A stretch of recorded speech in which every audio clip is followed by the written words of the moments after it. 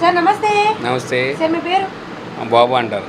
బాబు గారు చెప్పండి, మీ clinic ఎన్నేళ్ళుగా run అవుతుంది ఇక్కడ? 3 years. 3 years నుంచి. ఓకే, ఎలా అనిపిస్తుంది ఇక్కడ?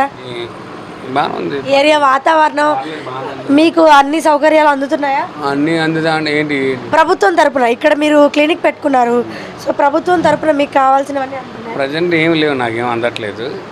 దీన్ని అంటే జనరల్గా మా పని మేము చేసుకుంటాం కానీ అందడం కానీ ఏం లేదు.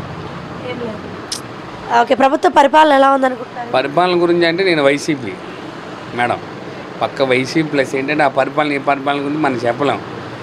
ఎవరు వస్తే వాళ్ళ నాయకులు ఉన్నమ్మడికి చేసుకుని పోవడం, నలుగురితో నారాయణ కులంతో గోయిందా, అది చెప్పండి.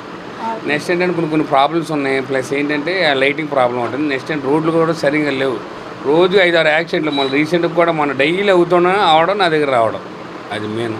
నెక్స్ట్ ఏంటంటే డ్రింకింగ్ ఓవర్ టూ మచ్ అనమాట, చాలా టూ మచ్ నైట్ తాగడం ఇబ్బందిగా ఉంటుంది, అది మెయిన్. ఓకే, పెమ్మసాని గారి పరిపాలన ఎలా ఉందను? పెమ్మసాని గారు అంటే ఆయన ఎప్పుడు మేము అంత ఎప్పుడు కలవలేదు, ఆయన గురించి తెలియదు. మంచి పరిపాలన తెలియదు ఆయన అంటే ఇది జనరల్గా ఈ చేయడుగా. ఆయన అంతా పైన పెద్ద పెద్ద వాళ్ళు వ్యవహారం కదా, చంద్రబాబు పట్టించుకుంటాడు, ఆయన ఇక్కడేం పట్టించుకోడు కదా. ఎమ్మెల్యే గారు కూడా మాకు మ్యాక్సిమం ఎప్పుడన్నా మేము 1.5 year కింద చూసాం. మళ్ళీ ఇప్పుడు ఆయన ఎలా ఉన్నాడో కూడా మాకు తెలియదు. ఏదైనా పైకి రావడం, ఆ తర్వాత వాళ్ళ పని వాళ్ళు చేసుకుని పోవడం, అవసరానికి తప్ప ఏమీ లేదు. ఇప్పుడు వచ్చామంటే ఏమైనా చేసామంటే పరిపాలన ప్లస్ ఎలా ఉంది ఏంటి పరిస్థితి అంటే రాజకీయం ఆ టైంలో రావడం కాదు, మధ్యలో వాళ్ళు మంచి చెడు చూసుకుని. ఇప్పుడు నేను ఫర్ సపోజ్ ఉన్నాను, ట్రీట్మెంట్ చేస్తాను, చేయిన తర్వాత వదిలేనుగా అబ్బాయి ఎలా ఉన్నావు ఏంటనే పద్ధతి మనం అడగాలి.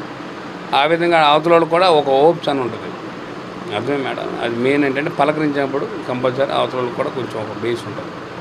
ఎవరి పని వాళ్ళది, నేను ఎమ్మెల్యే ఆయన పని ఆయన చేసుకుని పోతే ఇంకేముంది, waste. Thank you so much.